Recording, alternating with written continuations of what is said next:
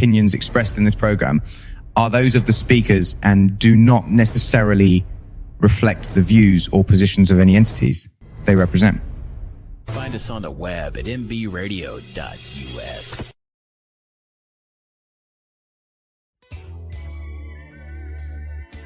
All right, good evening. Welcome to the Farron Dozier Show on KCAA Radio and MBR Radio Network. Sunday night, we got to get the show started, but I got to pray over the show first. You know how it goes. When I was in my mother's womb, I had a calling on my life to do something in the glory of God and marry it like a wife. Commit myself to his word and never be led astray.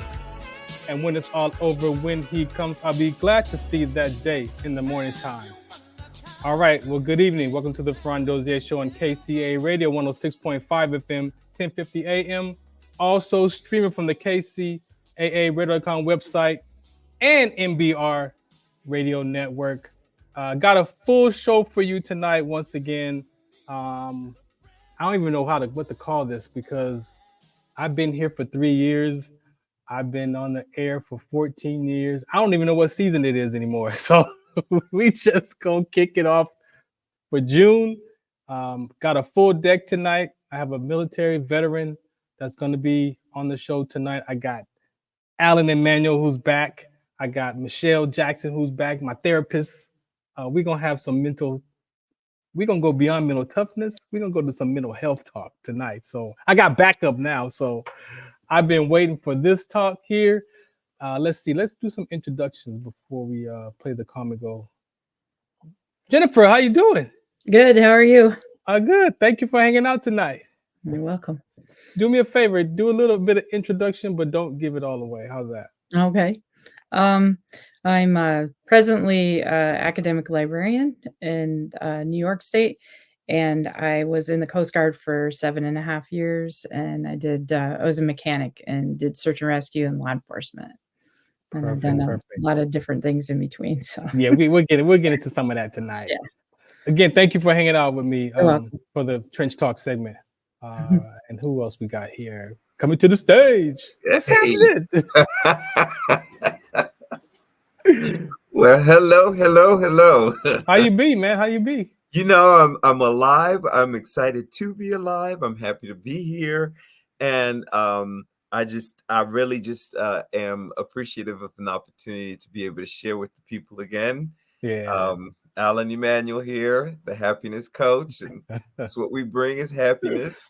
And I want to share with people that if they want to reach out, they can always do that. So, yeah. Cool deal, man. I appreciate you. Again, he's going to be a regular, ladies and gentlemen. It might not be every Sunday night because he's on the East Coast, but I am on the East Coast. When available. And when he's not available, guess who's going to be here? Michelle Jackson. Hello, everybody. What's up? How you be? I'm good. I guess I should give a quick intro. Please do. You're not new here. No, but okay. So, I'm a professor. I teach mental health. I've been working mental health for forever. So forever. I'm just gonna leave it at that for right now. All right, cool. I'm gonna leave that last cap off for a second. Thank you. So tonight, again, we're gonna have some conversations. We're gonna start off with the Trench Talk segment and have a discussion with Jennifer. Then we'll come back and have some happiness conversations. And then we're going to come back and have some other hat conversation with Michelle. All right. So this is the public service announcement here. I wanted to show y'all this is legit. This is my comical device. So if you are a veteran and you don't want to use medication, like most of us don't really want to be on drugs, you can just try this device. This is our sponsor, Comigo, right here on the Farron Dozier Show on KCA Radio 106.5 FM, 1050 AM. Also at mbradio.us. We're on all the platforms. We're on TikTok right now, y'all. We're on Twitch. We all over the place right now. So catch us in a second right here on the Farron Dozier Show. Some of us still carry the burden of battle. It threatens to drown us in our everyday lives. In battle, we had our weapons and combat gear to keep us safe. to keep us confident. But when we returned home, we were not armed with weapons and gear to cope with our own minds. I was lucky to find my combat gear, my mental weapon, and it's called Calmago. Calmago is a drug-free device that allows you to achieve calm in less than 3 minutes in moments of anxiety, stress, anger, panic, or insomnia, not with medication, but rather by activating the parasympathetic nervous system through breathing regulation and multisensory stimulation. A recent study has shown that Calmago decreases PTSD and anxiety levels in veterans, helping those who are suffering and having a long-lasting effect. Visit Calmago.com to learn how you can get Calmago through the VA or with a special veterans discount code.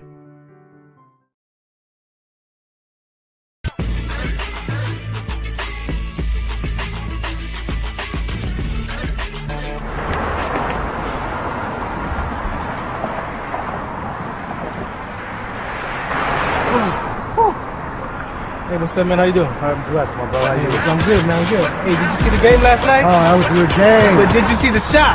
I lost money from that shot. Oh, too, man, that shot was cold, I man. hated it, but it was good. Damn. What's in those jeans? You really want to know? I do. Exhaustion, muscle spasms, asthmatic issues, unexpected sickle cell trait crises. Damn. Are you serious? When I was young, I found out I had sickle cell trait. My mom's told me, but I ain't have no knowledge of it. But when I got older, I had a child, and the doctor told me my daughter has sickle cell trait. Do you know the facts that both parents have sickle cell trait? There's a 50% chance the child may have the trait, and 25% chance the child may have the disease. Hey, that's what's the count. Do you know that 2.5 million people in the United States have sickle cell trait, 300 million people globally? I didn't find out I had sickle cell trait until I was in the Army, 10 years. Next thing you know, I had a sickle cell trait exertion site. Sickle cell? I thought that was a black gene or something. Nah, man, the Latin community is number 2. 1 out of 36,000 babies are being born with sickle cell disease. You could be Caucasian, Mediterranean, European. You gotta know your bloodline, man. There is an inherited gene in our community that has been forgotten. The name is sickle cell trait. WDCONSCT, also known as What's the Count, is out to bring awareness, education, and prevention to people all over the globe. Want more information? Call us now at 323-215-5384 or visit www.wdconsct.org.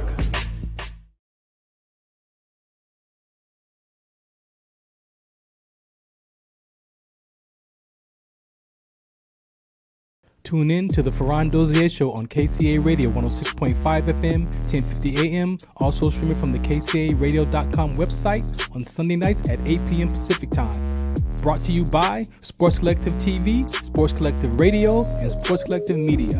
We got the Heme Factor, we got In the Zone, and we got Fourth Down in the 20-second Timeout Sports segment. All for you right here on the Farron Dozier Show on KCA Radio 106.5 FM, 1050 AM. Also streaming from the KCARadio.com website with my guest hosts Robert Lamar and Coach Will. Catch us on Sports Collective Media on Instagram and Facebook. And make sure you watch us Sunday nights at 8 p.m. on KCA Radio 106.5 FM, 1050 AM. Also streaming from the KCARadio.com website. Music, talk, sports, and so much more. Farron Dozier Show.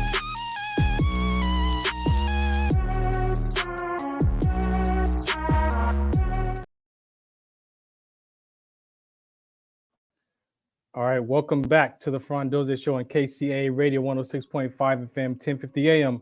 Again, thank you for listening tonight. We're going to get right into this first segment called the Trench Talk segment. I have my military guest tonight, Jennifer. How are you? Good. How are you? Good. Again, thank you for hanging out. Shouts out to Angelica for introducing us. Yeah.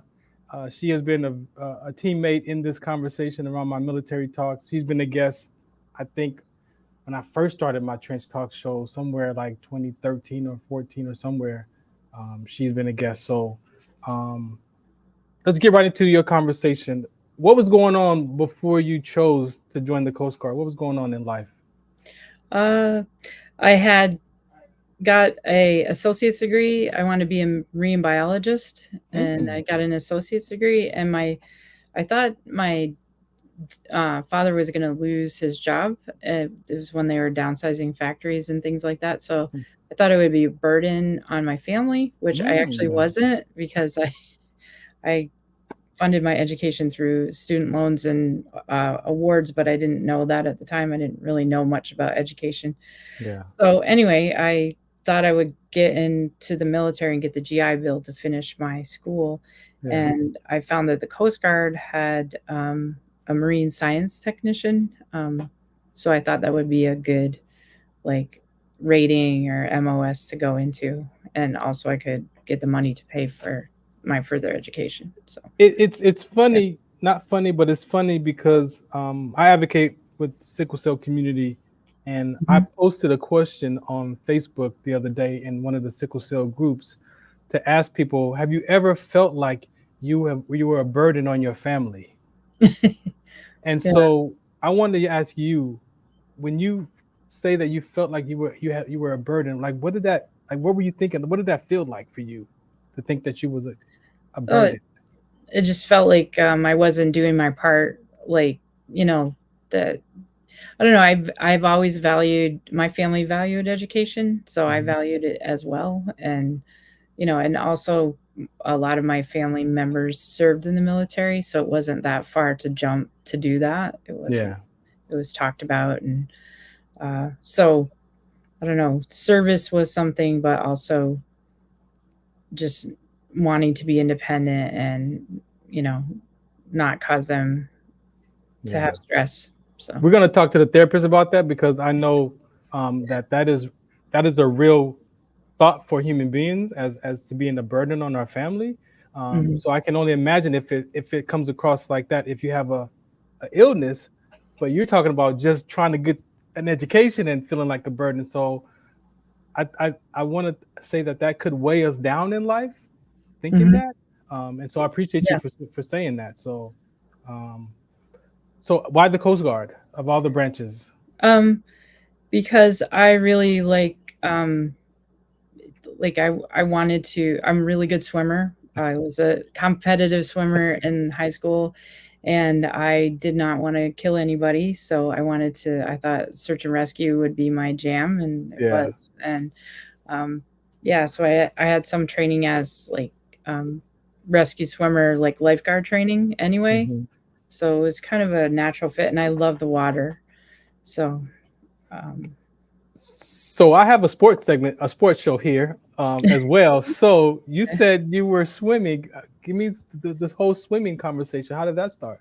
We just were, I don't know, there's a lot of rivers and lakes up here in the middle of nowhere, and I grew up in the Adirondack Mountains, so we just swam all the time, and I just loved the water so much. So I was a distance swimmer. I swam 500-yard race, 200-yard, and the individual medley relay with the butterfly and everything. Wow. So yeah. So marine biologist, I mean, you really love that, something about that water, huh? Yeah. I don't know. You said it was the lakes around there or something going on. Yep. Yeah, I don't know. What do you want to say about mom and dad? What do you want to say about mom and dad? They were very industrious people, and community oriented, and also I think they believed in the values of our country, the Constitution, and just I don't know, the American spirit that I think sometimes we might have lost, is doing what's right, and serving others and things like that. So and they love the outdoors, so we spent a lot of time outside, and we had big gardens that we grew a lot of vegetables and things like that. So I grew up on a 150-acre, an old farm. Wow. So yeah. Do you mind sharing where your parents are? Were they from the United States, or did your great grandparents come from somewhere else to settle?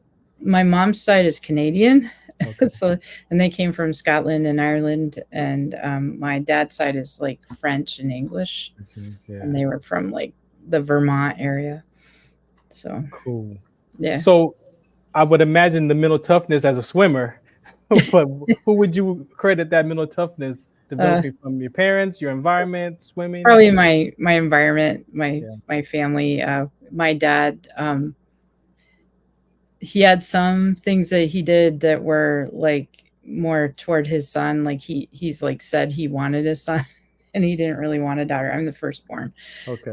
So it's probably not something you should tell your daughter, but he never really made any distinction between chores. Like my brother washed the dishes, did laundry and stuff like that. And then we were outside, we mixed cement, we built things, we framed a house, like we built our own house, like when they moved after we were in, I was in college and my brother was in high school. Wow. And brother and sister were in high school. So we were just, we just did a lot of stuff ourselves, like that. So, Yeah. and then hunting and fishing and being outside in cold weather, and just having to deal Did with you that. have a vision for the swimming, or was that just something that you made it, the identity that you picked up in high school or in school? I think I just really enjoyed it. And I liked, our team was a good team. I've always liked being on a team. That's part of what appealed to the military, was great for that too. Yeah. Just being part of something and doing that. I also played basketball as well. So Did you have a chase and hoop dream too, or no? I wasn't very good. I am nearsighted, and we didn't have a lot of money, so I didn't have like goggles, and I wouldn't wear my glasses because I was afraid they'd get broken. Yeah. And so I was really good on defense, but really bad at shooting. So, so That's cool. That's cool. Thank yeah, you. my sister was really good though. So Cool. All right. So you choose the Coast Guard. What was that process like? So I think I realized I needed to get my bachelor's degree, and just kind of looked at the different services. My dad had been in the Army, so I knew a lot about the Army. Okay. And my uncle was in the Air Force, and I had some friends that were in the Navy. So just kind of knowing like some of the different things and looking at it, and then choosing the Coast Guard because it seemed to align with like what I wanted to do. Yeah, and then once I did it, I was like, cool. And my brother went in the Air Force around the same time. Oh, no kidding. We were actually stationed like about 2 hours. He was in Dover, Delaware, Mhm. and I was in Chickadee, Virginia at the same time for about a year. So Wow. yeah, so yeah, so it was interesting to be, yeah. I would imagine not such much of a culture shock, being the No. athlete, but being now in this location with all these women from all over the world, all over the country. What was that? It wasn't really, there wasn't a lot of women. There was only, I think there was 4 people in my company when I started. And then through like attrition, like sprained ankles and different things, I ended up being the only woman in my company of about 40 people, for about 4 weeks. And then we got some people that had healed and got back in. And so that was cool. It was interesting to see how people were treated, how different women were treated by how they presented themselves. It wasn't hard because I had already done a lot of, I don't know, my dad would yell at us, right? So I was used to that, like it wasn't like, it's like, okay, and I have trouble with my right and my left. So when we're like marching, like the guy he's like, Jeffrey, like, do you know your right from your left? And I'm like, sir, no, sir, I don't. Like it's beyond me. Yeah. So and I had a really cool company commander who, there was a lot of the company commanders, he used to have the women come up into the men's birthing area to pass out the mail and stuff like that. And we did a lot together. And the other company commanders said, oh, that's going to cause trouble. And he's like, well, they have to serve together when they get out of the boot camp. So I want them to know each other and understand that they're all part of the same thing. And I just thought he was a really cool guy. And he was funny. So he was sarcastic. We got some MBR family here that wants to say hello to you. Hi. There's another one from Twitch. And another one from MBR on YouTube. So we're all over the place streaming tonight. Cool. We're trained, right, as military personnel to objectify, kill the enemy, defend this country. How did that brain switch over for you from the athlete woman to now this Coast Guard? Like, did you have a mindset switch in that training?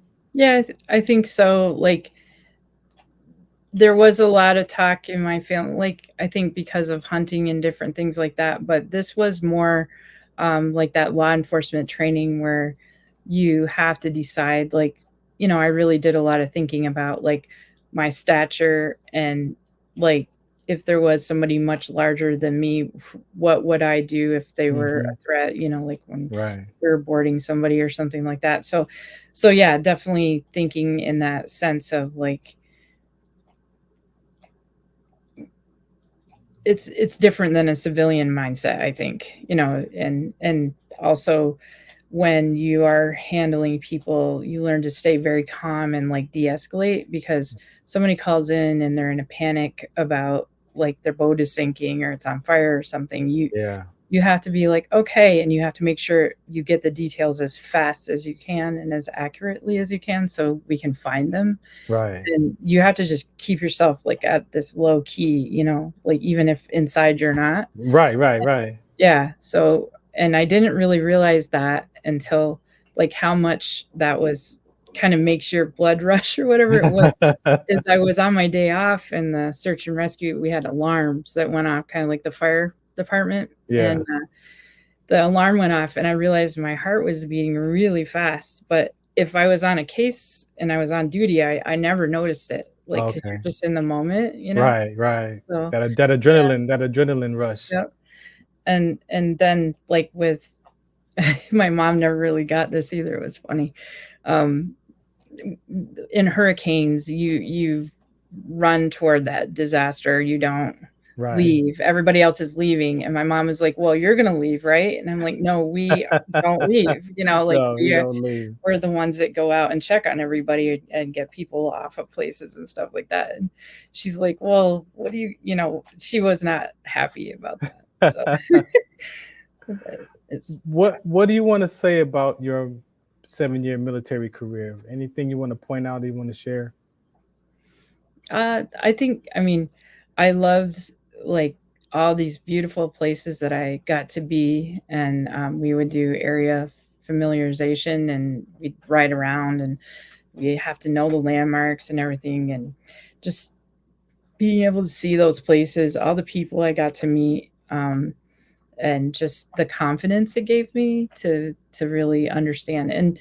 And also just, I still use it to this day, the leadership skills of how to work with people and understand people, but also be firm with them and like say, we have this mission and this is what we're going to do. And, so I value all of that. That firmness that you bring up, for those civilians. Yeah. Was that transition that transition out of the service for you? How was that? It's a little difficult. Like I got out of the service in 98, so 9/11 hadn't happened, so nobody really gave a crap about veterans or anything. And so I actually worked at a seminary for three years, Union Theological Seminary in Richmond. It was a really great experience as well. And so my boss she's from Mobile, and she's just like, she's like, you're really hard-headed, aren't you? And I'm like, what? She goes like, I said, she goes, you just do things the hard way. And I said, well, there's, the easy way, the hard way, and the Yankee way, like, and so we joke around. And then she was also said that I didn't like, I was too brief, because in the military, you make every report is brief. Everything is brief. You're briefing somebody. And so my writing was not like that. And then I was very abrupt with how I talk to people. I needed them to chop and get things done. Exactly. That was not how, like, in higher education, that you handle people. Right. And Softer in that get environment. upset. Yeah. So she kind of like guided me through that and stuff. So, but yeah, and just really not having a lot of money. I was a single mom, and she like would tell me about clothes and things like that, because I mean, I didn't really care about that. I had my uniform, and and I was stationed in warm places, so I mostly would just wear shorts and t-shirt when I was like, I didn't have to wear dress clothes. Right. So yeah. Okay.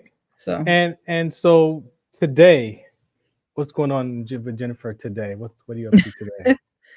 Well, I just was promoted to be the associate director of my library, which is a small college library, in the January. So that's been quite a transition. Yeah.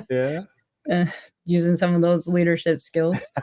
And and just doing this other work with the Moral Injury Project, which is Syracuse University and Lemoyne College here in New York. We've been doing this for 10 years. This will be our 10th year. So we're going to do like a paper retrospective of the work we've done. And we screen, sometimes we screen films, sometimes we do panel discussions, sometimes we do healing retreats. We've done all kinds of things. And That's it's just cool. it's like the conversations that come up from our kind of holding space for that are really cool. I can imagine. Yeah. So we screened a film called What I Want You to Know, which is a documentary about with 13 people from the Afghan and Iraq wars, just telling their story about war, and it's shot with like images from war and stuff. So it's very impactful, and hopefully they'll get wider distribution. They just released it in 2023. Wow. So yeah, so it's those kind of things that we've done. But we're just, it's a steering committee of 4 women, and I'm the only veteran on the steering committee. And so, I've stayed on. I had so much stuff on my plate 10 years ago when this came up. Yeah. And I just like really didn't want to, but they needed a veteran. So it was just like, okay, all right, fine. But so it's that kind of service and kind of sticking it out, even when like sometimes you feel like you're not really contributing because you have so many other things going on. Right. You got to be present to that so you can acknowledge that sometimes. But I think I stay on because I know that they do need my perspective, because I am the person that is a veteran. So for sure. So even though they are great. So well, thank you so much for hanging out. I'm going to play the public service announcement, and then we're going to come back and bring up the therapists and the coaches and everybody so we can have some further discussions with them, okay? Thanks for having me. All right. This is the Farron Dozier Show on KCAA Radio, 106.5 FM, 1050 AM. Also streamed from the KCAA radio.com website. So if you're in the Inland Empire and you listen to us on the radio and you got to get out of your vehicle, grab your smartphone, your laptop, type in kcaradio.com, click listen live or watch live, or go get the app.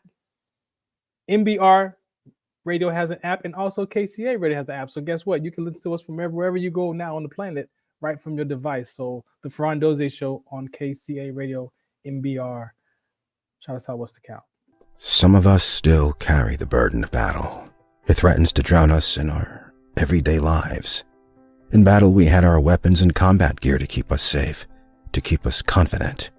But when we returned home, we were not armed with weapons and gear to cope with our own minds. I was lucky to find my combat gear, my mental weapon, and it's called Calmago. Calmago is a drug-free device that allows you to achieve calm in less than 3 minutes in moments of anxiety, stress, anger, panic, or insomnia, not with medication, but rather by activating the parasympathetic nervous system through breathing regulation and multisensory stimulation. A recent study has shown that Calmago decreases PTSD and anxiety levels in veterans, helping those who are suffering and having a long-lasting effect.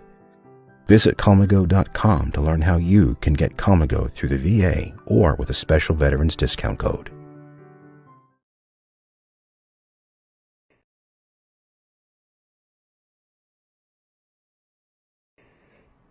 Muchos de nosotros nos vemos afectados por la enfermedad de células falciformes a diario y un número creciente simplemente no nos damos cuenta. Los impactos de esta enfermedad afectan a todas las personas y en especialmente a las personas de color y con antecedentes diversos. Estar en servicio conmigo y con los demás a medida que creamos una mayor conciencia sobre cómo identificar y dirigir el tratamiento de los rasgos de células falciformes y ayudar a las familias a saber cómo superar el trastorno de células falciformes. Do you remember studying sickle cell in biology class? What's the Count on Sickle Cell Trait Prevention is here to bring you awareness, education, and prevention conversations around the risk factors of this inherited gene. Visit wdconsct.org.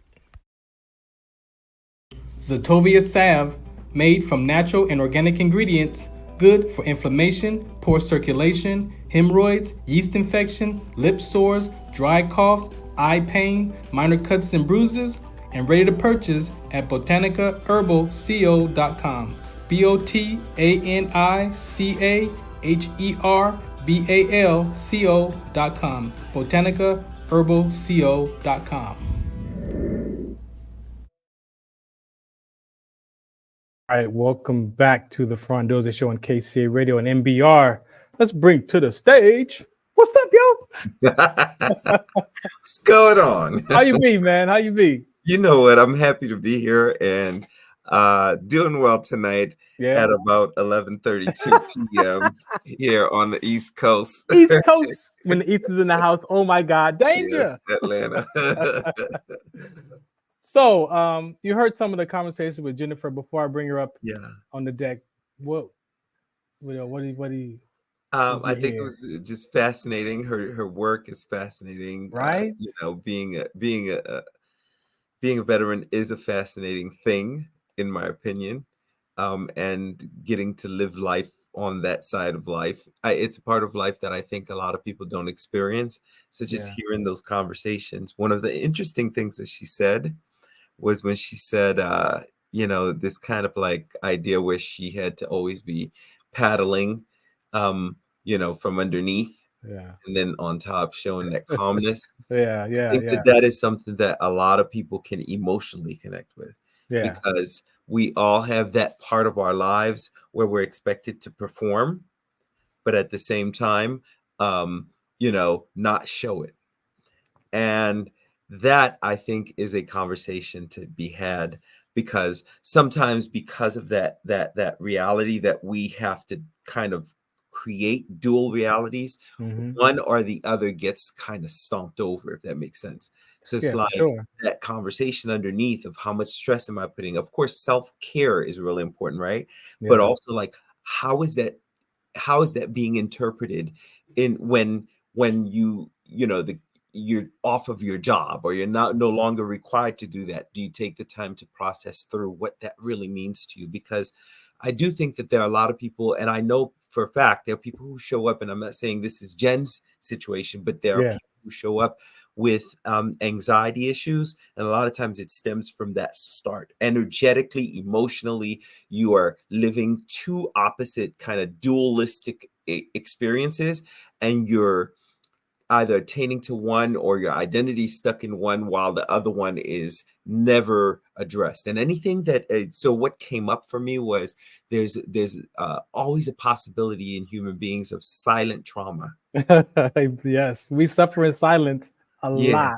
We do a lot of internal stuff, when in fact the more we realize that we're all the same, that we Yeah. all experience trauma, that we all experience difficulties, and that when we do share those most vulnerable places, that we Yeah. connect with people in a real way.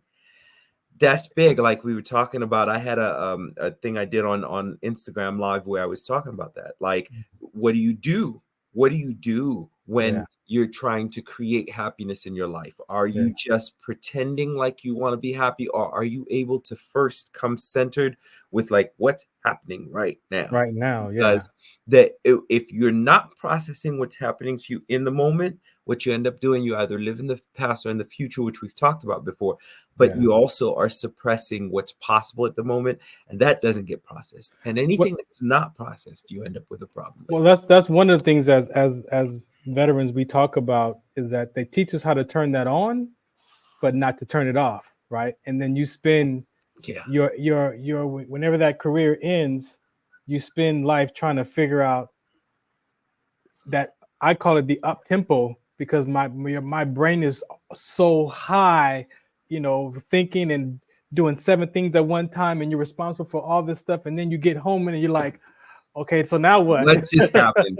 I remember like, I used to work in the emergency room as an assessor for all of the hospitals, the Piedmont system in Atlanta. Yeah. And I remember the same feeling, which was I always had to be on, because when there was an emergency, I was the first person they came to. The doctors came to me, the nurses came to me, everybody was coming to ask me, what do we do in this situation for this person? So I always had to be on. And I remember just getting up in the morning, because I worked in the emergency room. I remember hearing the sirens, and that turned on anxiety for me. Because Like what she happened mentioned was, that. it was it was literally that conversation of, you're not processing through all of the trauma that you're getting. And so even therapists need therapists. Let me bring up Michelle, because she actually worked with veterans. Michelle, what do you want to? You did a lot of work with veterans in the past. So, as what Jennifer was explaining, what Alan was talking about,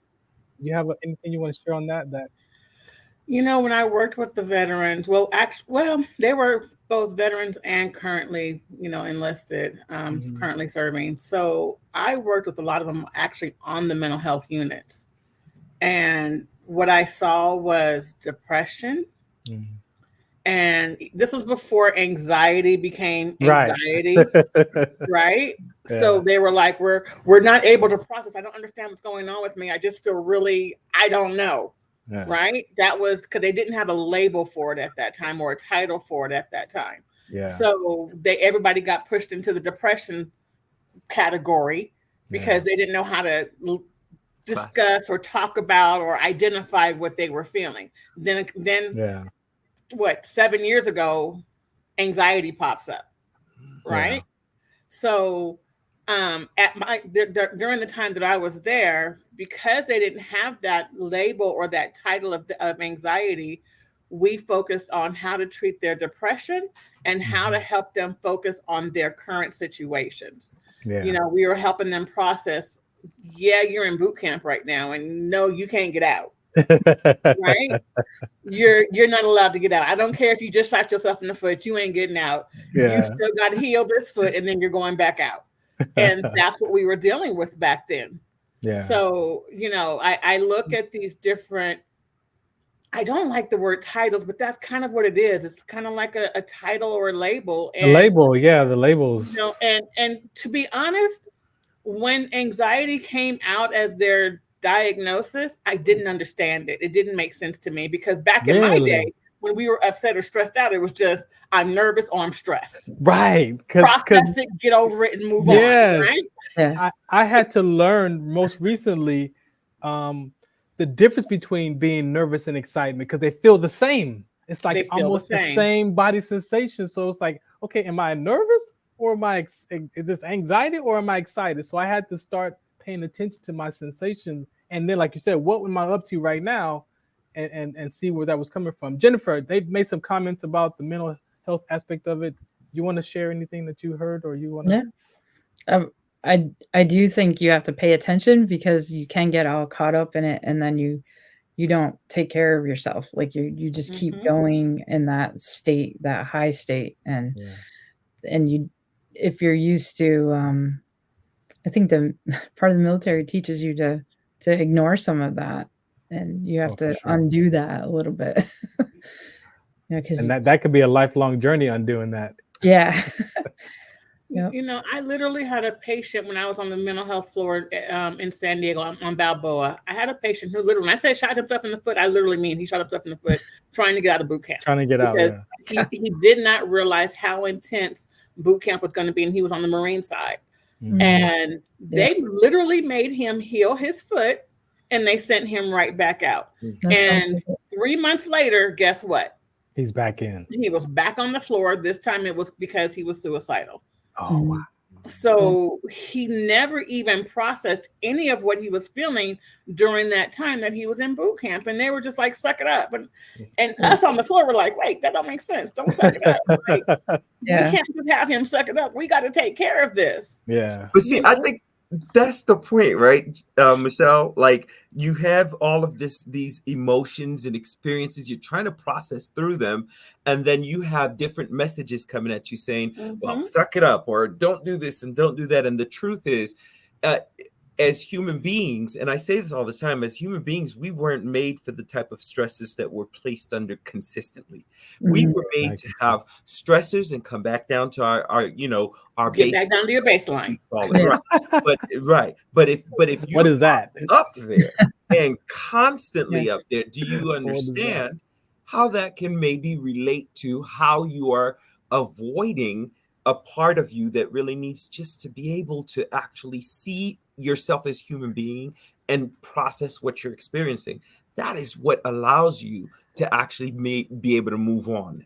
But avoidance becomes a normal part of everyone's everyday life. And this is why people don't know how to manage their stressors. They don't know how to manage their relationships. They don't know how to manage their work environments, because they avoid the situations because I don't want to get stressed out over this, or I don't want to cause anybody else angst. No, let's deal with it. Let's deal with it head on.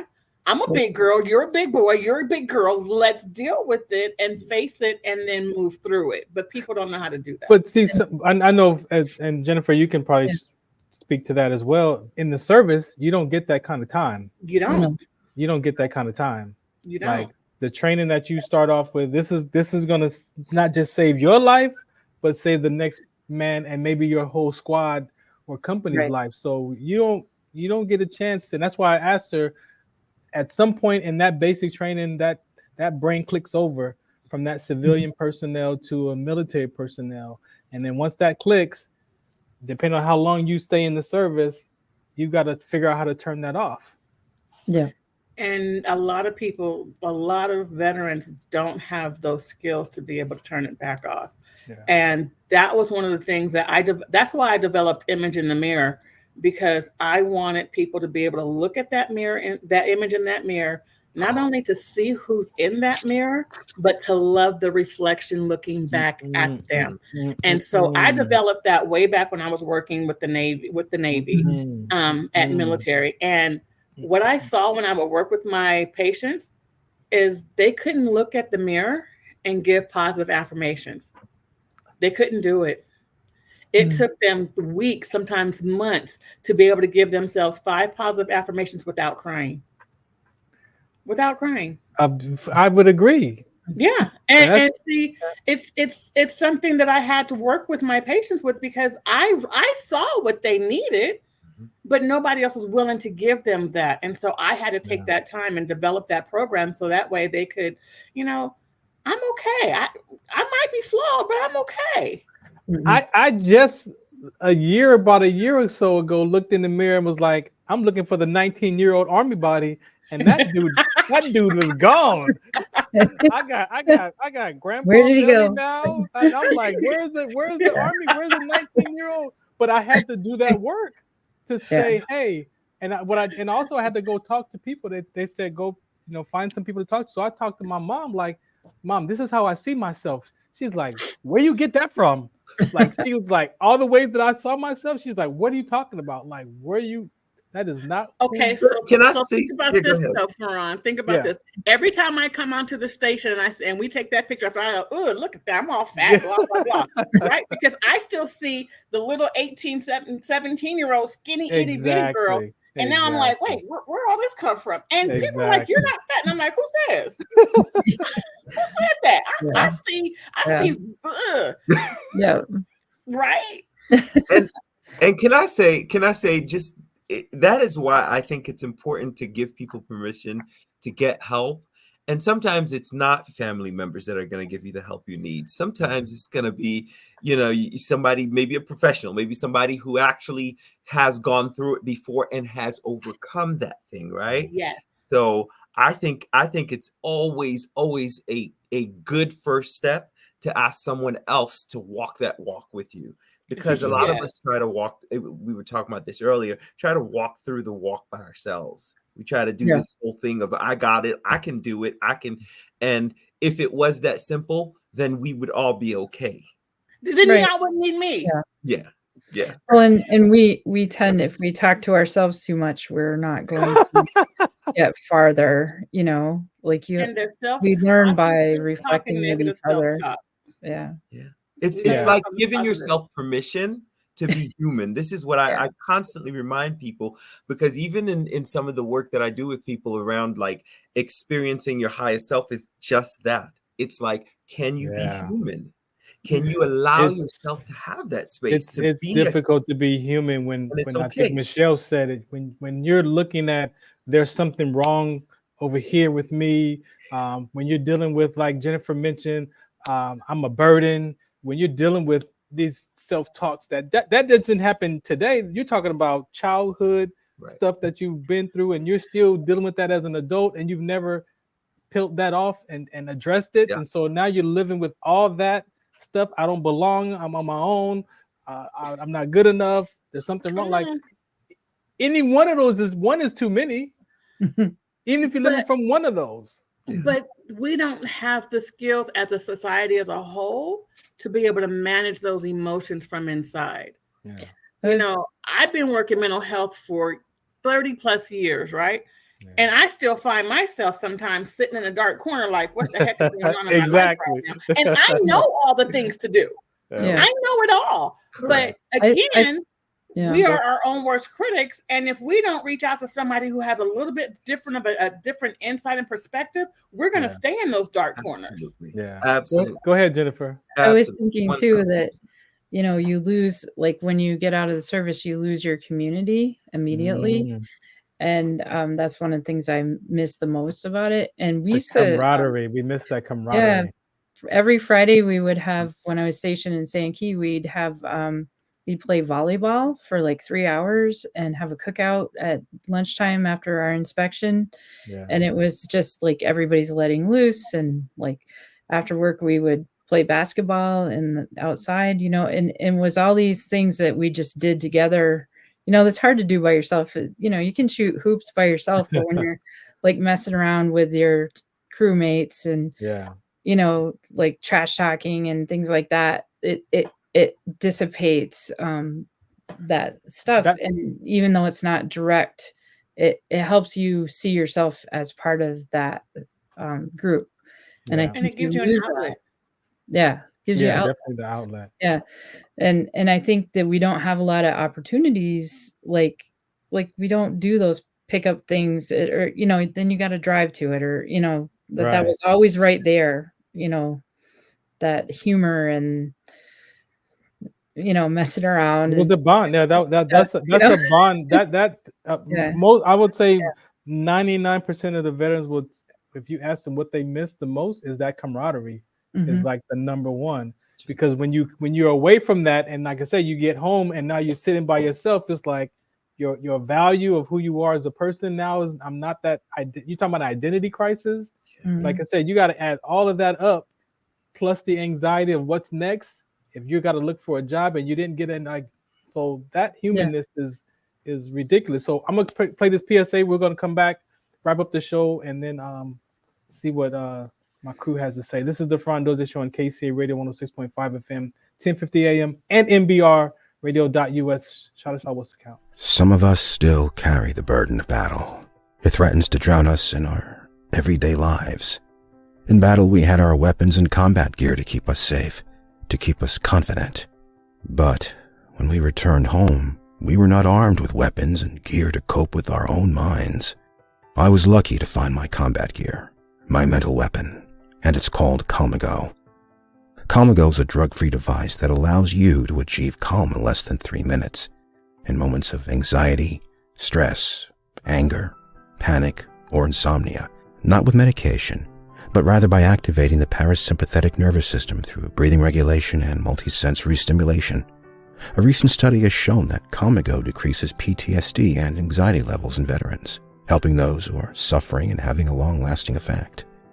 Visit Calmago.com to learn how you can get Calmago through the VA or with a special veterans discount code.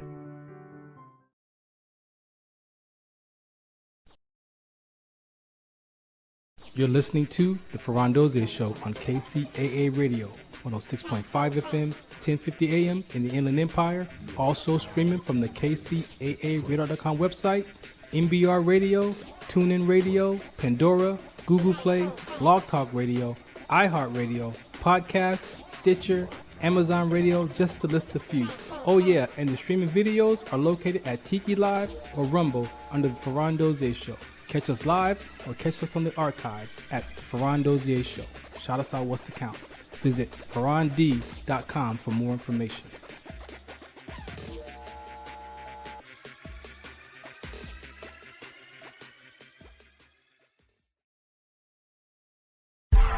I just wanna praise his name, my God.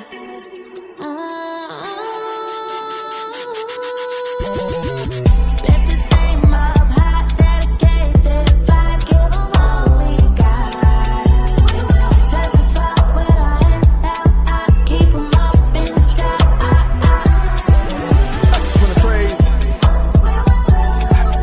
I just wanna praise. I just wanna praise. I just wanna praise. I made it up out of the city, avoided the hate and the gritty. Me and my little brother, my lovely mother tried to make it easy, but we was some knuckles though. We used to let them knuckles throw. We used to let them chuckles go when we thought about the places we would go. Yeah, lights off. Yeah, no really. Lights off. Yeah, no money. Lights off. Under the candlelight. All right, welcome back to the Farron Dozier Show. Yes, you can catch me on, it used to be Dash Radio, now it's Lit Live, Saturdays at 7 p.m. and Sundays at 5 p.m. That's the Revolution Radio Show. Actually, if you go to the archives at KCA Radio, we used to be over here 5 days a week. Those shows are still in like the top 20 of the shows over here at KCA Radio. So the Revolution Radio Show, it airs Saturdays at 7 p.m. and Sundays at 5 p.m. It is a Christian hip hop talk show. Shouts out to J Love and Lillian. Hey, we talked about doing all these little different things. I had to really find myself because to keep my mind occupied. 5 shows, sickle cell trait talks, but today I can tell you I finally found this space of where I got to reevaluate my whole life now. Like literally today, I got to reevaluate everything because I finally experienced what it is the Bible says to be content. Like we're talking about mental health. I use the kingdom principles. I use Maslow's hierarchy chart. I use CBT, CBT mental health. I use landmark education. I use grievance classes. All that combined, after 14 years of trying to get my brain settled, I'm finally at this space spiritually of like, there's nothing wrong. Like, there's really nothing wrong in the world. And now, because I've taken on so much stuff that's wrong, and then I'm wrong, it's like, well, if I'm not wrong and nothing's wrong, so then, hey, what am I gonna do now? So here we are, Sunday nights, right here on KCA Radio 106.5 FM, 1050 AM. I'm reevaluating everything, but if you want information, farrond.com. You want sickle cell trait information, wdconsct.org. I guess Jennifer, thank you so much so far for hanging out. I know it's late over there. I really appreciate you for hanging in there. Alan. Yes. Appreciate you, man, for hanging out. I know it's late over there for you too. And my teammate over here, Michelle, I appreciate you for being locale over here in the Empire. I guess one thing, I got 2 minutes. So one thing I really want to pose, and hopefully Michelle and Alan, you'll come back to help me discuss this. But that burden, Jennifer brought that up about going through life as a burden. I think that's something that we do deal with silently, and we suffer with that silently, and we don't really say that out loud to other people. In 10 seconds, 15 seconds, Michelle, what do you want to say about that? I'm going to apply it back to me and sickle cell, right? Right. So in my world, I always feel like I don't know how to integrate that part of me into relationships. I don't want to be a burden to the person that I'm dating. So I try to keep that to myself. But then I realize that that's not fair. So then I have to express. So there's that tug of war kind of, but the burden is always there because you never want to feel as if somebody's obligated to be there to help you when sometimes they do it willingly and you just never know. Something you said, that obligation. Alan, real quick, what you got? I just think that is a reality that people struggle with, that two-sided coin of like, I want to make sure that I'm not becoming a burden to others. And at the same time, I don't want to live my life having to worry about that burden and that reality. And I think that, again, the best thing I could say is get help, find somebody. I share my Alan Emanuel mental therapy is what I do. And if you're in Atlanta, you can get help. I'm sure Michelle can share her information, but just get help. It doesn't matter where you get the help. The thing is, don't do it alone. Yeah. Don't feel like you have to sit in that space by yourself. Lastly, Jennifer, anything you want to say before I let you go? I would just say, that we are enough, and we should know that about ourselves, and we deserve love, and that's something to remember. It's that as you talk about that tension, we gotta be enough. Mm-hmm. I appreciate y'all. Thank y'all for hanging out. This is the Farron Dozier Show on KCA Radio 106.5 FM, 1050 AM. Shout us out with account next Sunday. Check the social media at Farron Dozier Show, at Farron Dozier on all platforms, nbrradio.us for more of those veteran talk shows. Peace. Some of us still carry the burden of battle. It threatens to drown us in our everyday lives. In battle, we had our weapons and combat gear to keep us safe, to keep us confident. But when we returned home, we were not armed with weapons and gear to cope with our own minds. I was lucky to find my combat gear, my mental weapon, and it's called Calmago.